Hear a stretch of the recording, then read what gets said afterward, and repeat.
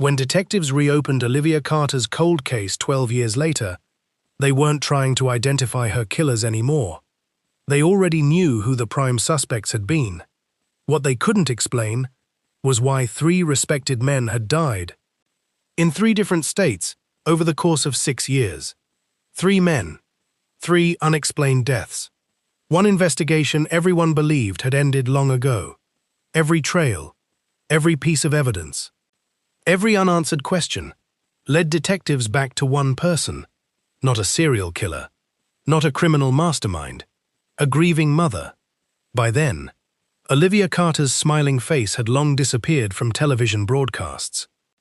The newspaper articles had yellowed. The online discussions had faded. The flowers left outside her apartment had long since disappeared. Most people had moved on. Life always moves forward, even when some hearts never do. But there was one person who had never stopped counting the days. Sarah Carter. 12 years earlier, Thursday, September 18th, Brookhaven, Massachusetts. The city had begun dressing itself in autumn. Golden leaves drifted across sidewalks. Morning commuters hurried toward trains. Coffee shops overflowed with sleepy professionals. It looked like any other Thursday. The kind people forget almost immediately. Except, someone would remember every second of it forever. At precisely 7:42 that morning, Olivia Carter stepped out of the small brick house she shared with her mother. 24 years old, junior investment analyst at Hawthorne National Bank, recently promoted, recently engaged to life itself. She had inherited her father's determination and her mother's kindness. Long chestnut-brown hair rested neatly across her shoulders. Hazel eyes always seemed to smile before she did. Neighbors often described her as the girl who waved first, the kind of person who remembered birthdays, returned shopping carts, held elevators, brought soup to sick neighbors without anyone asking. In a world that rewarded ambition, Olivia never allowed success to replace compassion. Inside the kitchen, Sarah Carter poured coffee into Olivia's favorite travel mug. "You forgot this again." Olivia laughed. "I was hoping you'd chase me to the car." Sarah rolled her eyes. "You've been hoping that for 24 years. They both laughed. The kind of ordinary conversation nobody realizes they'll one day replay 1,000 times. Above the dining table hung a framed photograph. Michael Carter, Olivia's father. He had passed away 8 years earlier after a long battle with cancer. Even now, his presence filled the house. His old flannel jacket still hung beside the front door. His gardening gloves remained neatly folded inside the garage. Neither Sarah nor Olivia had found the courage to move them. Some memories deserved their place. Before leaving, Olivia stopped beneath her father's photograph. Just for a second. A small habit she never explained. She gently touched the frame, then smiled. "Big day today, Dad." Sarah watched quietly. She understood. Some conversations happen without words. That afternoon, Olivia officially learned she had been promoted, the youngest analyst in her department to receive the position. Her manager shook her hand. "You've earned every bit of this." Her co-workers applauded. Someone brought cupcakes. Another teased that she could finally afford a luxury apartment. Olivia only smiled. "I already know what I'm saving for." That evening, she stopped by Sarah's office. Not because she had to, because Thursday evenings belonged to them. Dinner together. Every week. No excuses. Ever since Michael died. They had protected that tradition. Life could take almost everything, but not Thursday dinner. As they walked toward the parking lot, Sarah smiled. "So, promotion. What's the first thing you're buying?" Olivia looked toward the fading sunset. "A house." Sarah laughed. "For yourself?" Olivia shook her head. "For you." Sarah stopped walking. "You've already spent enough taking care of me." Olivia smiled. "You spent 24 years taking care of me. I think it's my turn now." Sarah blinked away unexpected tears. "Your father would be so proud." "I hope so." At 5:07 p.m., Olivia left Hawthorne National Bank. Security cameras captured her smiling at the receptionist before stepping outside. She carried her leather work bag over one shoulder. Her phone buzzed. A text from Sarah. "Need anything from the grocery store?" Olivia smiled. She typed back, "I'll grab fresh bread on the way home. See you soon." It would become the final message she ever sent. Her drive home followed the same route she had taken hundreds of times. Main Street, Ashford Avenue. The old stone bridge crossing Willow Creek. Then Miller's Grocery. Nothing unusual. Nothing dangerous. Traffic flowed normally. Streetlights flickered on one by one. People walked their dogs. Children played basketball in neighborhood driveways. It looked like every ordinary Thursday evening before it. Back home, Sarah seasoned rosemary chicken, Olivia's favorite. She set 2 plates on the dining table, just as she always did, the kitchen filled with the familiar smell of garlic, fresh herbs, and home. 5:30 arrived. No Olivia. Not unusual. Traffic could be unpredictable. Sarah stirred the vegetables. 5:45. Still nothing. She glanced through the living room window. Headlights passed. Neighbors returned home. The world continued exactly as it should. Except, one person hadn't arrived. At 6:02 p.m., Sarah sent another text. "Everything okay?" Delivered. No reply. She smiled to herself. Probably driving. By 6:18, the food had gone cold. Sarah called. Straight to voicemail. She frowned. Olivia always answered. Always. She called again. Voicemail. Again. Voicemail. A strange feeling settled into the room. Not panic. Not yet. Just the quiet realization that something wasn't right. She grabbed her keys. Drove Olivia's usual route. Stopped at Miller's Grocery. The cashier recognized Olivia immediately. "Oh, she never came in today." Sarah frowned. "Are you sure?" The cashier nodded. "I would have remembered." That answer didn't make sense. Olivia never forgot the groceries. Never. Darkness settled over Brookhaven. Sarah searched every familiar street, every intersection, every parking lot.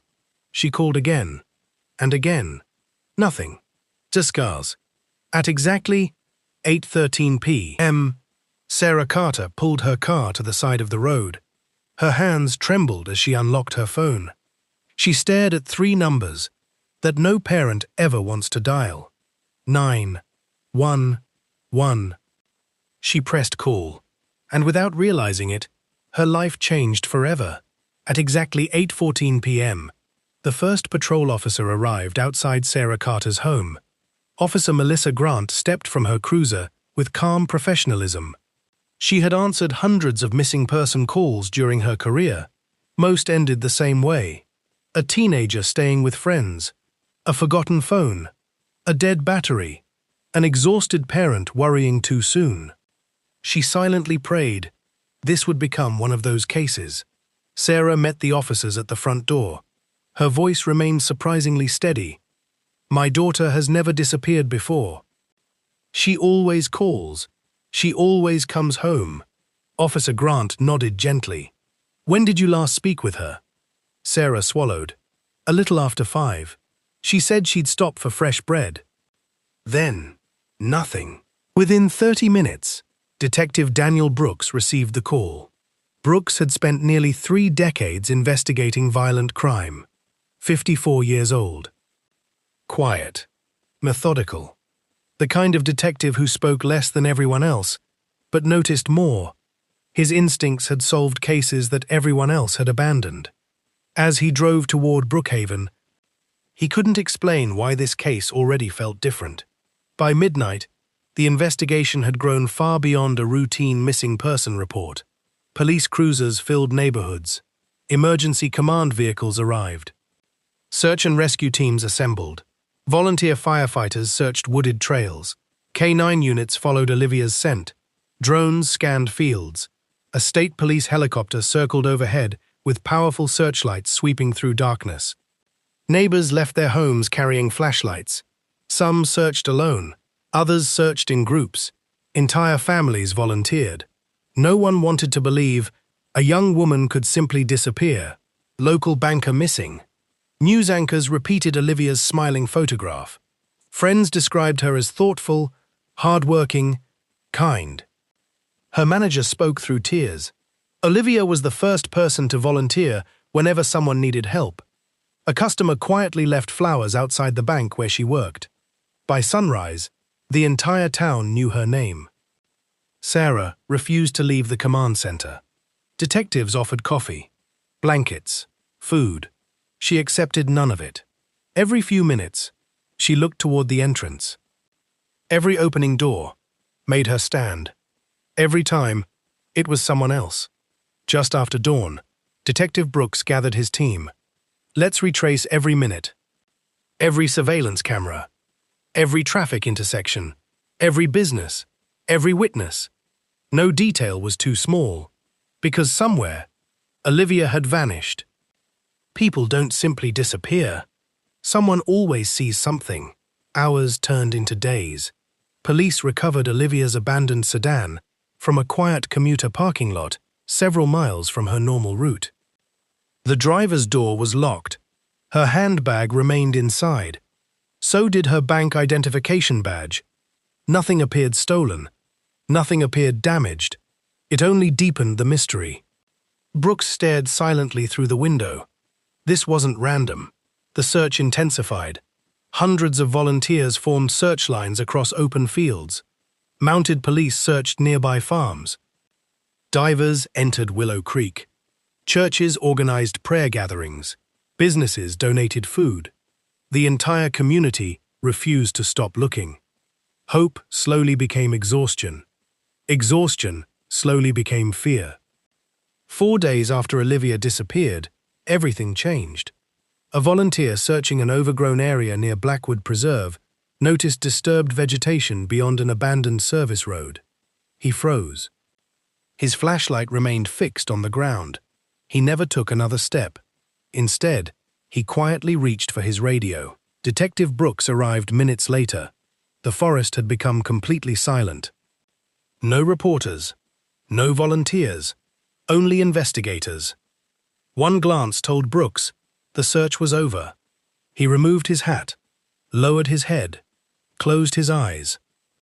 Sometimes, experience only teaches you how heavy silence can become. Back at the command center, Sarah watched officers gathering quietly. No one would meet her eyes. She didn't need anyone to speak. Hope had already left the room. Her legs weakened. She whispered only one word. No. The sound barely escaped her lips. Yet every officer nearby heard it. No parent ever forgets the moment before the truth is spoken, because somehow their heart already knows. The funeral brought nearly the entire town together. Bank executives sat beside grocery clerks. Police officers stood beside teachers. Neighbors filled every seat. Some remained outside because the church could hold no more people. White lilies surrounded Olivia's photograph. The same warm smile. The same hopeful eyes. Now looking back from a memorial instead of a family album. Sarah barely remembered the service. She heard voices. She accepted hugs. She thanked people. Later, she couldn't remember saying a single word. Grief had become something physical, like walking underwater. Everything moved. Nothing felt real. Weeks passed. The investigation never stopped. Detective Brooks refused to let Olivia become another forgotten file. His team collected thousands of surveillance recordings, hundreds of witness statements, license plate records, traffic cameras, store security footage. Most showed nothing, until one city traffic camera revealed something nobody had noticed before. The footage showed Olivia leaving the downtown district. Minutes later, a dark SUV appeared, several vehicles behind her. At first, it seemed ordinary. Then another camera captured the same SUV, still following. Another intersection. The same vehicle. Brooks leaned closer. Freeze it. Technicians enlarged the footage. The image remained grainy. But something became unmistakably clear. 3 adult men occupied the SUV. The driver, a front passenger, a man seated in the back. None could be identified. Faces partially hidden. License plate unreadable. But one detail stood out. They never appeared anywhere, until Olivia left work. After that, they appeared again, and again, and again, following the same route. Brooks stared at the screen for several long seconds. The room became completely silent. He finally looked toward his investigators. For the first time since Olivia disappeared, certainty entered his voice. "We finally have our suspects." The room erupted into action. Phones rang. Maps opened. Officers rushed toward new assignments. For the first time, the entire investigation had a direction. And for Sarah Carter, hope quietly returned. She believed justice had finally begun. She had no way of knowing how brutally that hope would soon be shattered. Detective Daniel Brooks never celebrated early. Experience had taught him evidence could disappear. Witnesses could lie.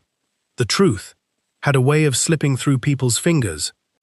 Still, for the first time since Olivia Carter disappeared, he believed they were close. Very close. Within 48 hours, investigators identified the dark SUV. It belonged to a construction company on the outskirts of Brookhaven. 3 employees had access to it that evening. Ryan Mercer, 32. Construction foreman, Ethan Cole. 29. Heavy equipment operator, Brandon Hayes, 34.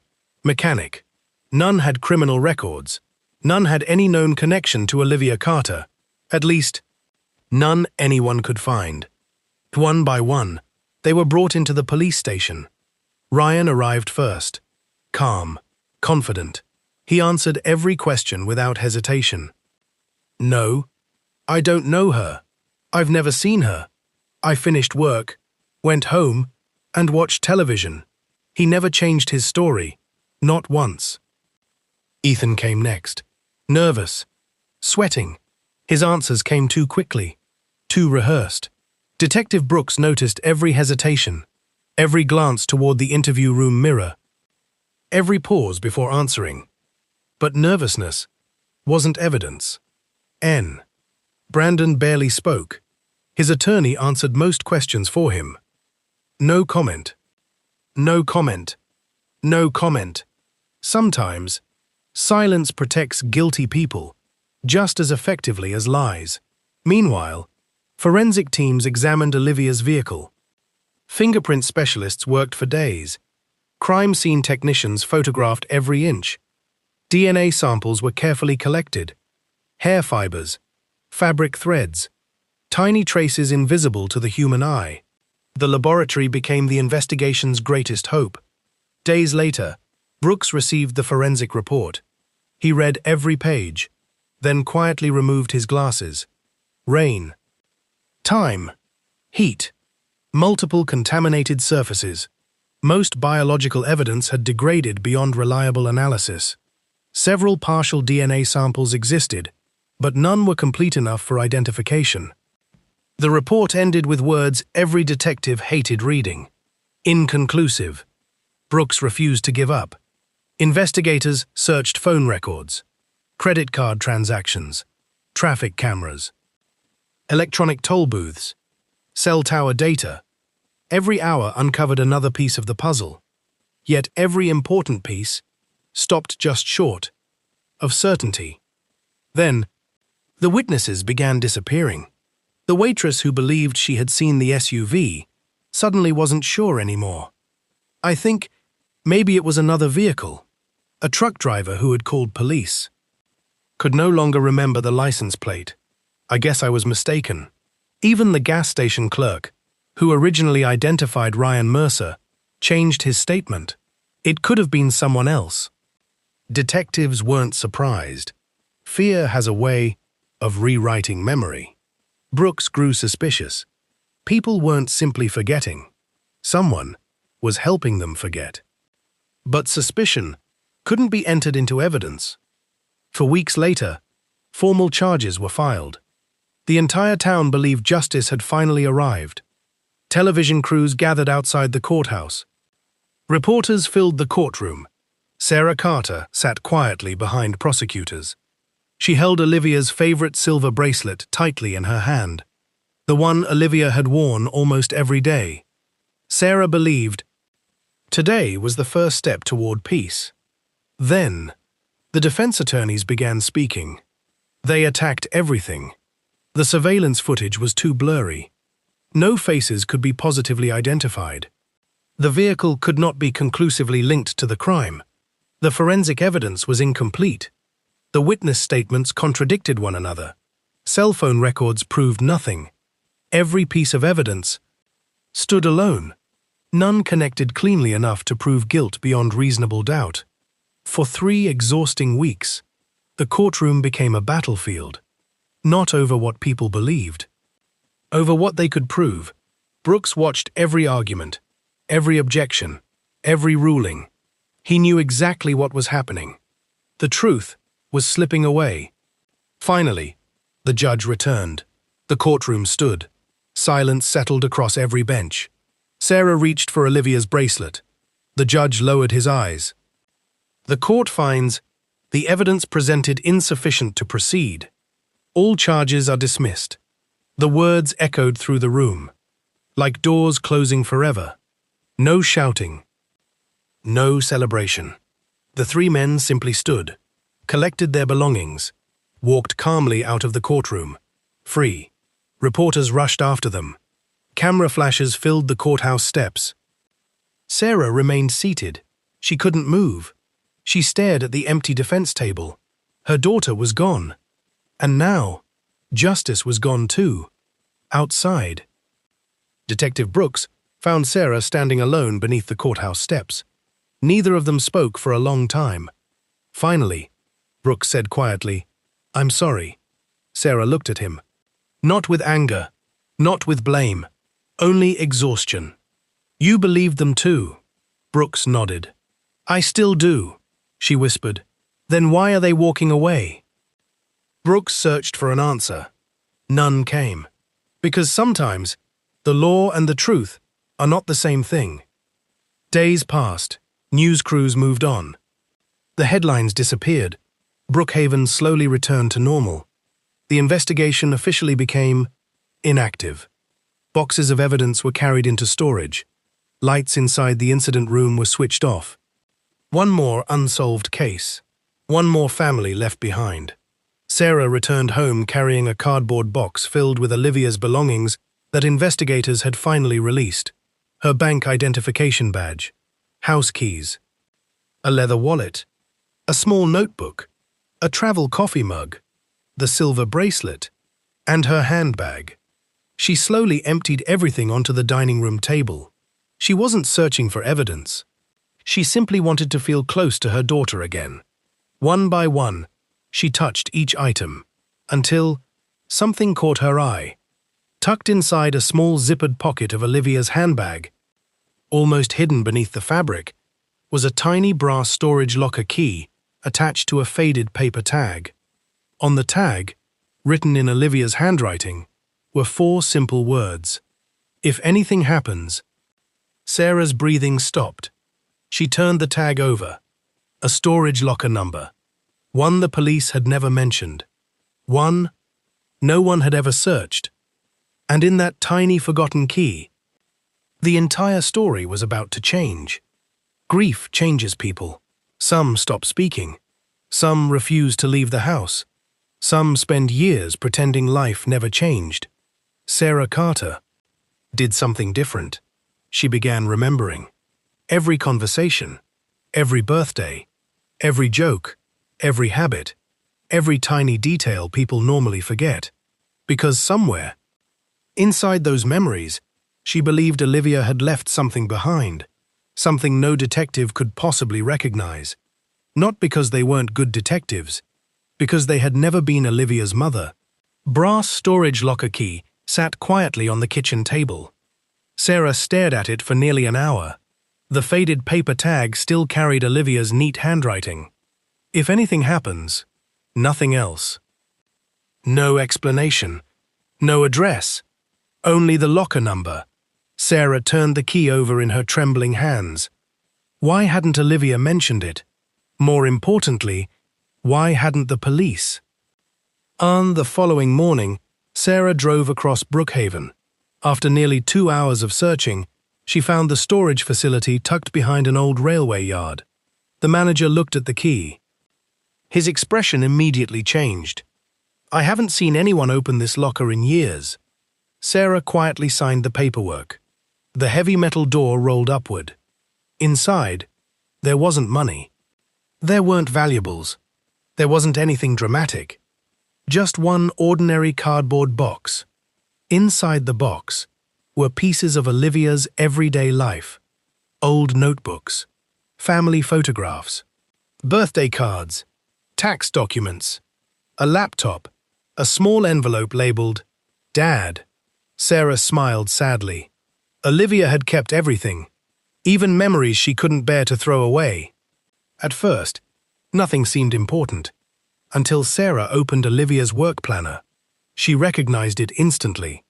Olivia carried it everywhere. Every appointment, every meeting, every reminder, written neatly, exactly the way Michael had taught her. Detectives had returned it months earlier, but Sarah realized they had only searched for evidence.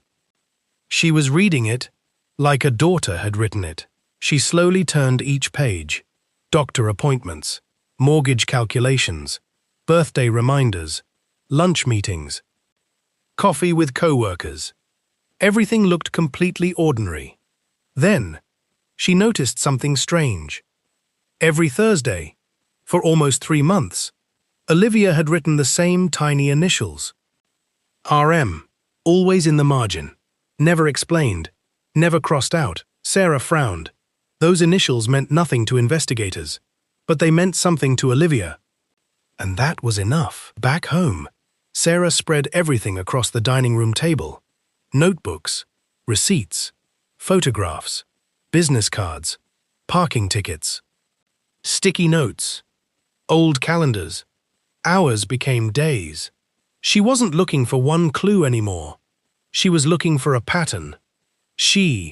Late one evening, she found it. Folded inside an old bank statement was a parking receipt. Dated.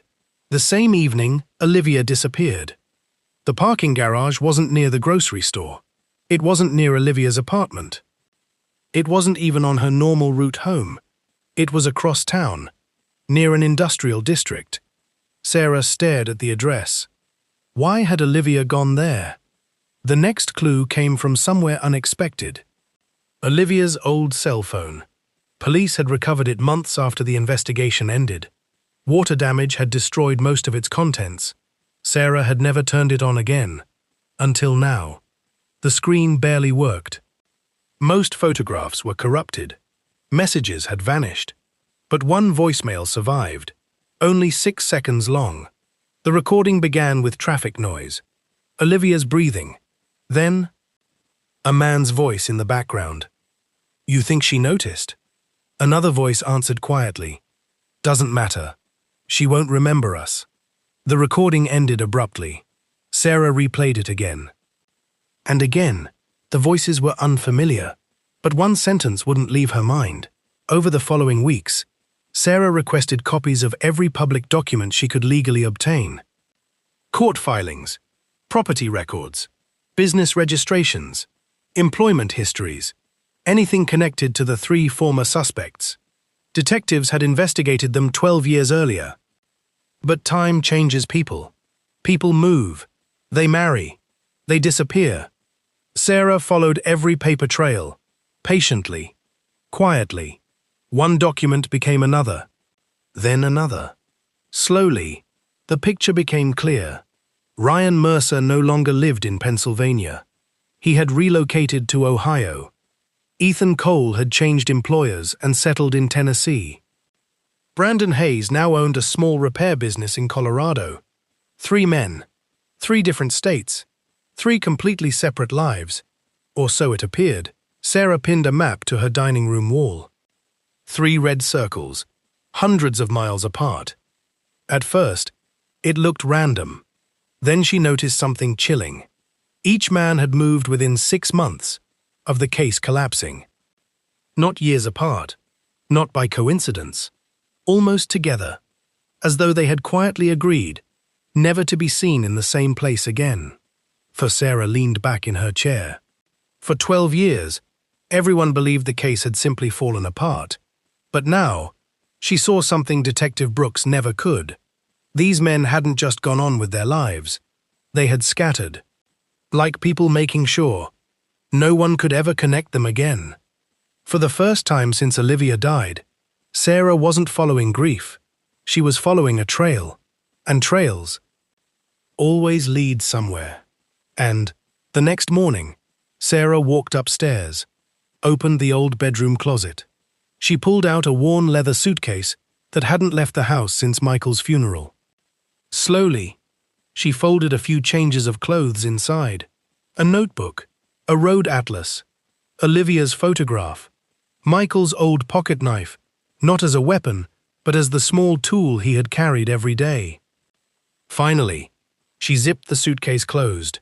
She looked around the silent house. There was no note, no goodbye, no phone call. She quietly locked the front door, placed the suitcase into the trunk of her aging blue Honda, started the engine, and drove away. No one in Brookhaven, not even Detective Daniel Brooks, knew that Sarah Carter had just begun a journey that would change 4 lives forever. 4 months later, Ryan Mercer had built himself a new life.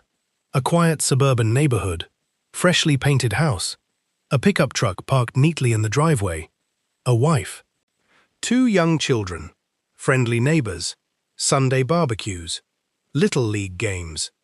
If someone had met Ryan Mercer that year, they would have described him as an ordinary family man, reliable, hard-working, respectable. Exactly the image he had spent 12 years creating. Every morning, Ryan woke at precisely 6 o'clock, made coffee, read the newspaper, left for work by 6:30. Every afternoon, he returned home before 5. Every Friday, he stopped at the same gas station. Every Saturday, he mowed his lawn. Routine, predictable, safe, the kind of life people build when they're trying to bury the past. 3 houses away, a silver sedan sat quietly beneath an oak tree. Inside, Sarah Carter watched. She never approached, never knocked, never spoke. She simply observed. Morning, afternoon, night. Day after day, week after week, she filled notebook after notebook. What time he left, who visited, where he shopped, when he smiled, when he argued with his wife, every habit, every routine. She wasn't stalking him out of hatred. She was trying to answer one question. How could someone who had destroyed another family's future sleep so peacefully? One afternoon, Ryan laughed while pushing his daughter on a playground swing. Sarah watched from across the street. For a brief moment, she saw Olivia. Not because the little girl looked like her, because Olivia would have been a wonderful mother. The thought nearly broke her. Sarah quietly lowered her eyes. This wasn't about innocent children. They had done nothing wrong. Her anger belonged to only one man. That evening, Ryan received an envelope. No return address. Inside was a single photograph. Olivia Carter, standing outside Hawthorne National Bank on the day she disappeared. Nothing else. No message. No threat. No signature. Ryan stared at the photograph for several long seconds. Then looked toward the living room window. Someone new. The next morning, he checked his rearview mirror repeatedly while driving to work. He studied strangers inside coffee shops, locked his doors, closed his curtains. Sleep became difficult. Every unfamiliar face felt dangerous. Every passing car felt like surveillance. The past he had spent 12 years burying had quietly returned. Over the following days, more reminders appeared. A newspaper clipping tucked beneath his windshield wiper. A white lily left on his front porch. A copy of Olivia's missing person poster folded inside his mailbox. Always silent, always anonymous, never a single word. Ryan began unraveling. He called Ethan. No answer. He called Brandon. Voicemail. Finally, he left one desperate message. I think someone's found us. Call me. Neither man returned the call. Sarah never entered his property, never damaged anything, never threatened him. She only forced him to remember. And sometimes, memory can become the harshest punishment of all. One rainy evening, Ryan abandoned his usual routine. Instead of driving home, he headed toward an isolated lakeside park. Sarah followed from a distance. He parked, stepped out of his truck, and waited. He already knew someone would come. Sarah slowly approached. The rain fell steadily between them. For a long time, neither spoke. Finally, Ryan broke the silence. I've been expecting you. Sarah looked at him. You know who I am. He nodded.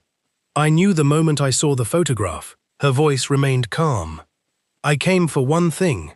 The truth. Ryan laughed bitterly. The truth won't change anything.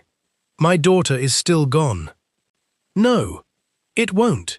But it matters. Ryan looked toward the dark water. For the first time in 12 years, his confidence disappeared. We never thought. He stopped. His breathing became uneven. We never thought anyone would keep looking. Sarah said nothing. Silence often asks harder questions than words. Ryan buried his face in his hands.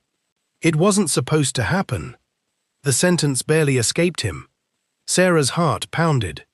She had waited 12 years to hear even those 5 words. She quietly asked, who else was there? Ryan looked up. Fear returned to his eyes. He realized what he had almost admitted. He took a step backward, then another. I shouldn't have said anything. He turned to leave. His shoes slipped on the rain-soaked rocks near the water's edge. He stumbled violently, lost his balance. His head struck a large stone. The sound echoed across the empty shoreline. Then, silence. Sarah stood frozen. She hadn't moved. She hadn't touched him. Rain continued falling. She slowly approached. Ryan Mercer wasn't breathing. For several long moments, she simply stared. The man she had imagined confronting for 12 years was gone. Not through the revenge she had imagined, but through panic, fate, or perhaps something neither justice nor vengeance could explain. The following morning, local authorities ruled the death a tragic accident. A fall, head trauma, no evidence of foul play. Case closed. Most people accepted the explanation. Hundreds of miles away, Detective Daniel Brooks sat in his office, reading the brief news article. One sentence caught his attention. Ryan Mercer. The name hadn't appeared in a police report for 12 years, yet there it was again. Brooks frowned. Coincidence wasn't a word he trusted. He requested the accident file. Within hours, photographs from the scene appeared on his desk. He examined them carefully. The rain-soaked shoreline, Ryan's truck, the muddy footprints. Then, one photograph made him stop. Resting beneath the driver's windshield wiper, still damp from the rain, was an old, weathered missing person poster. The smiling face at its center was Olivia Carter. Brooks slowly leaned back in his chair. After 12 years, someone had just reopened the case. The death of Ryan Mercer should have ended with a single line in a county police report. Accidental fall. Case closed. But Detective Daniel Brooks couldn't stop looking at the photographs. For 12 years, Ryan Mercer had been one of 3 men suspected in Olivia Carter's murder. Now, he was dead. With Olivia's faded missing person poster resting beneath his windshield wiper, Brooks didn't believe in coincidences. Not anymore. Within days, he reopened 2 investigations. One, the 12-year-old murder of Olivia Carter. The other, the unexplained death of Ryan Mercer. Most people inside the department thought he was wasting his time. Ryan slipped. It was an accident. The old case is dead, Brooks quietly replied. Maybe, but somebody wanted us to remember Olivia Carter. To boxes sealed more than a decade earlier returned to the homicide unit. Dust covered the evidence files. Old surveillance photographs, witness interviews, maps, DNA reports, court transcripts. The investigation room slowly transformed into the same war room it had once been. Only this time, Brooks noticed something he had overlooked years earlier. Not because it wasn't there, because he hadn't known where to look. He placed 3 photographs side by side. Ryan Mercer, Ethan Cole, Brandon Hayes. 3 men, 3 lives, 3 separate states. Then he pinned a 4th photograph beside them. Sarah Carter. Olivia's mother. He stared at it for several seconds, then quietly shook his head. No. He couldn't imagine a grieving nurse traveling across the country hunting men. It didn't fit. And yet, something kept pulling him back to her. Meanwhile, in Nashville, Tennessee, Ethan Cole had become someone else. Different haircut, different job, different friends, even a different last name after legally changing it years earlier. He had convinced himself the past had finally disappeared. Until one Thursday morning, he opened his apartment door. Resting neatly on the welcome mat was a small bouquet of white lilies. No note, no signature, only flowers. The same flowers that had surrounded Olivia Carter's casket. Ethan dropped them immediately. His hands began to shake. Someone knew. Sarah watched from inside a quiet cafe across the street. She wasn't smiling. There was no satisfaction on her face, only sadness. She remembered the funeral, the lilies, the silence inside the church. She wanted Ethan to remember too. Nothing more. Nothing less. Over the following week, the reminders continued. A newspaper clipping folded beneath his windshield. A photograph of Olivia taped to his apartment mailbox. A single voicemail. No words. Only the soft recording of church bells. The same bells that had rung during Olivia's funeral. Sleep abandoned him. He began checking mirrors, locking doors, jumping whenever his phone rang. His own conscience had become louder than any threat Sarah could ever make. One stormy evening, Ethan packed a suitcase. He wasn't going to work. He wasn't visiting family. He was running. Again. He drove through heavy rain toward an isolated highway outside the city. Sarah followed at a distance. She never intended to stop him. She simply wanted to know where he was going. Halfway across a mountain bridge, Ethan looked repeatedly into his rearview mirror. He spotted Sarah's silver sedan several cars behind. Panic overwhelmed him. He pressed harder on the accelerator. Rain hammered the windshield. The road disappeared beneath standing water. His tires lost traction. The vehicle spun, struck the guardrail, and disappeared over the embankment below. By the time emergency crews arrived, there was nothing anyone could do. Authorities ruled the crash an accident caused by excessive speed and dangerous weather. Sarah never spoke to him, never touched him. She simply watched another man destroy himself trying to outrun the past. When Detective Brooks received the report, his heartbeat slowed. Not from relief, from certainty. 2 former suspects. 2 unexplained deaths. 2 accidents. Both occurring shortly after reminders of Olivia Carter appeared. Someone was forcing these men to confront what they had buried, and that someone knew exactly who they were. Brooks immediately requested updated records on the final surviving suspect, Brandon Hayes, Colorado. Owner of a successful automotive repair business, married, 1 son, no criminal history since leaving Pennsylvania. Brooks picked up the phone. Get Colorado State Police on the line. Hours later, the answer came back. Brandon Hayes hadn't opened his repair shop in 3 days.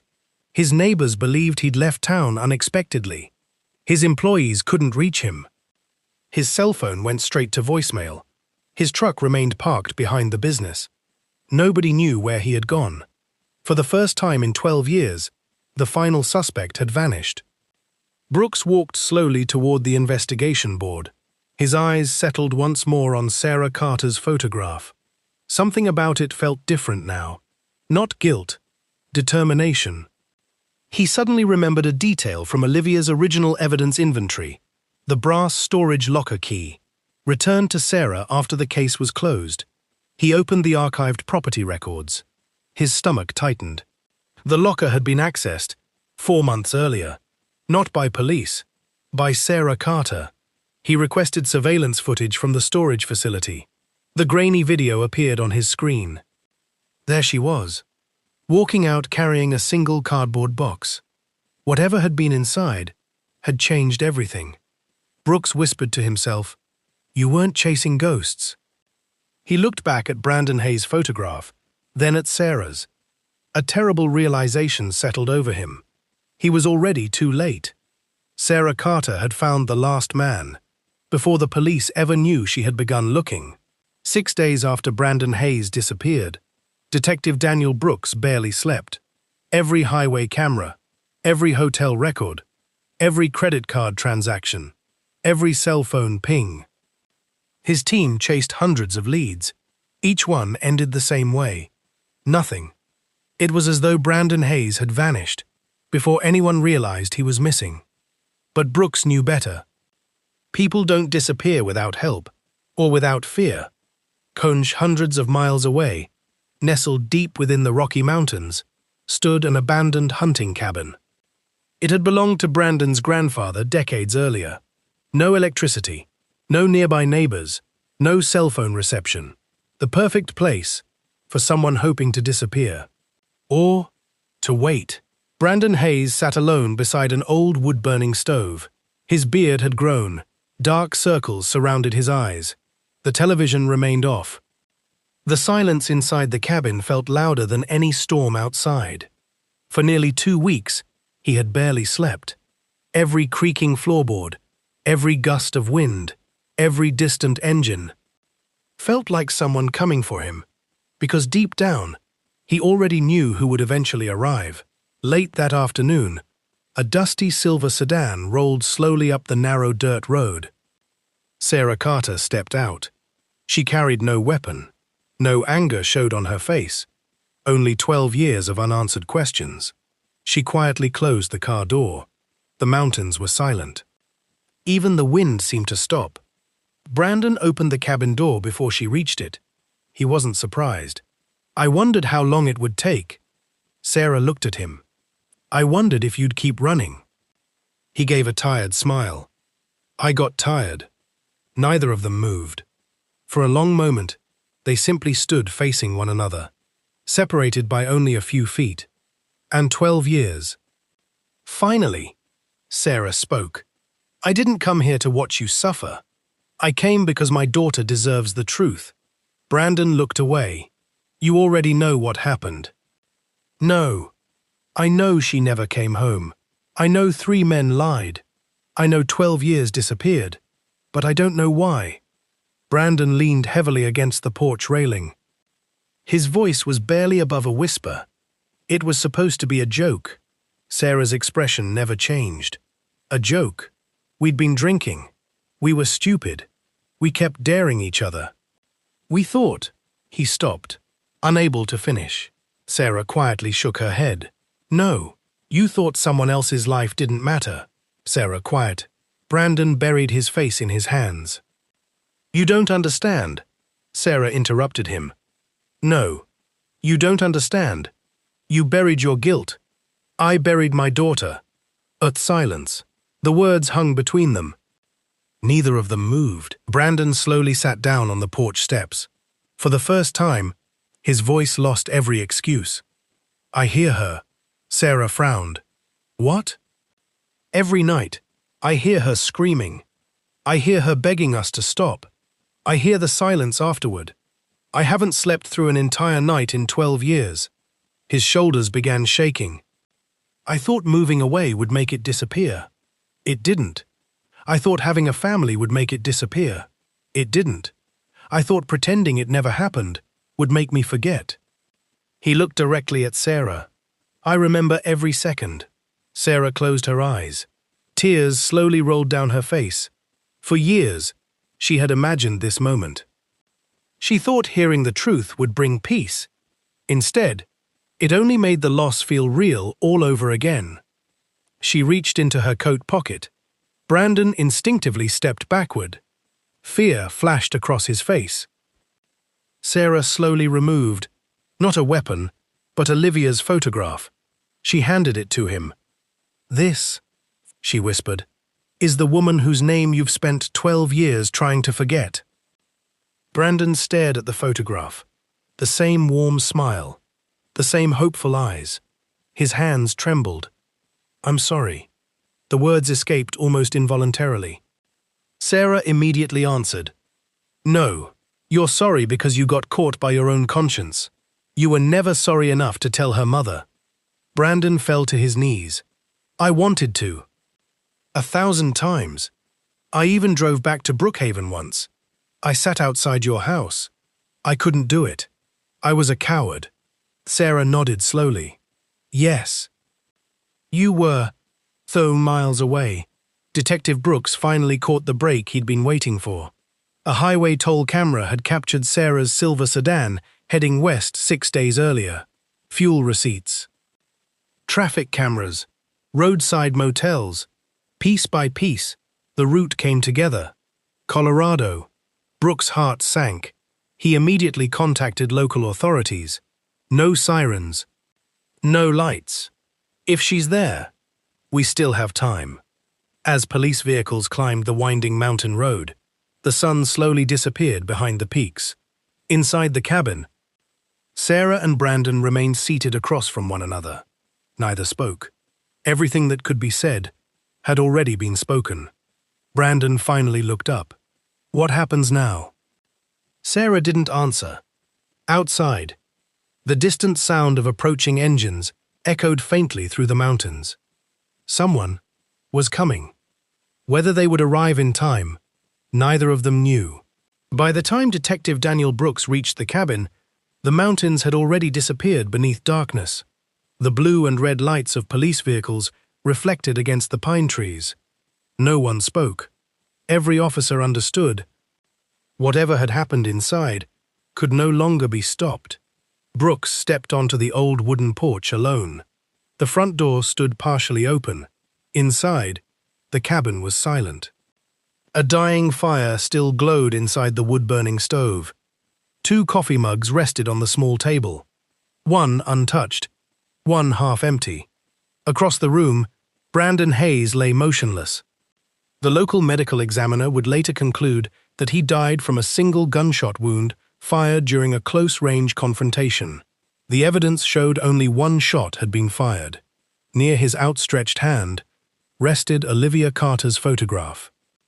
Folded from years of being carried, her gentle smile still untouched by time. Sarah Carter sat quietly in the wooden rocking chair beside the fireplace. She didn't run. She didn't hide. She simply looked toward the flames, as though she had already accepted whatever came next. Brooks slowly removed his hat. Neither spoke for several seconds. "Finally," Sarah whispered. "I was beginning to think you wouldn't make it." Brooks looked around the cabin. No signs of struggle. No overturned furniture. No shattered windows. Only silence. Heavy, uncomfortable silence. He noticed a small digital voice recorder resting on the table. Its red light was still blinking. Sarah quietly pushed it toward him. "I wanted someone to hear the truth." Inside the temporary command center, Brooks pressed play. Brandon's trembling voice filled the room. He admitted they had followed Olivia. He admitted they had cornered her.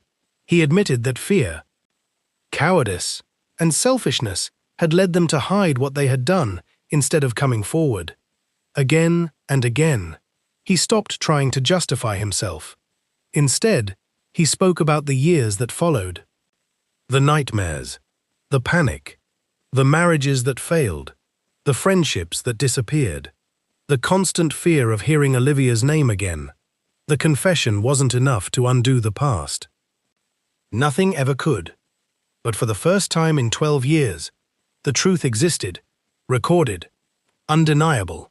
The district attorney officially closed Olivia Carter's case. Not because justice had been served, but because every question now had an answer. Ryan Mercer, Ethan Cole, Brandon Hayes, 3 names that had haunted Brookhaven for more than a decade.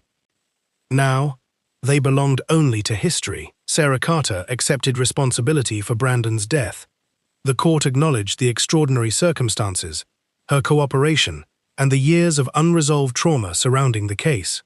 She was convicted, but received a significantly reduced sentence. Detective Brooks attended every day of the proceedings, not as an investigator, as the last witness to a story that had changed everyone involved. Several years later, Sarah returned to Pennsylvania, not to Brookhaven, to a small farmhouse surrounded by open fields. She grew vegetables, raised chickens, planted flowers. Every spring, she planted white lilies, the same flowers that had rested beside Olivia's coffin. Life had become quiet, simple, not because the pain had disappeared, because she had grown tired of carrying it loudly. One cool autumn afternoon, a familiar pickup truck rolled slowly into the driveway. Detective Daniel Brooks stepped out. His hair had turned almost completely gray. Retirement suited him. He carried no files, no badge, no notebook, only a small paper bag from Olivia's favorite bakery. Sarah smiled gently. "You finally found me." Brooks smiled back.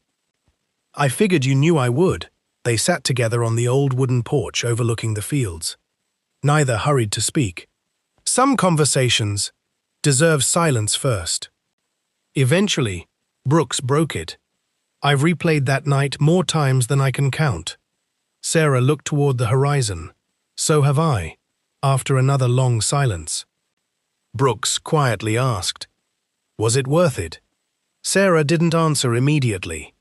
Instead, she reached into the pocket of her cardigan, carefully unfolding a photograph worn soft by time. Olivia, 24 years old, standing outside Hawthorne National Bank, smiling, full of plans, full of tomorrow. Sarah stared at the photograph for several moments before speaking. "Nothing," she whispered, "could bring her back." A tear rolled slowly down her cheek. "I didn't win. I just stopped waiting for answers that were never coming." Brooks lowered his eyes. He had spent an entire career believing every case ended with justice. Now, he wasn't so sure. As the afternoon sun disappeared behind the hills, the wind gently moved through the fields. White lilies swayed softly beside the porch. Neither Sarah nor Brooks spoke again. There was nothing left to say. Only 2 people, forever changed by one ordinary Thursday evening, 12 years earlier.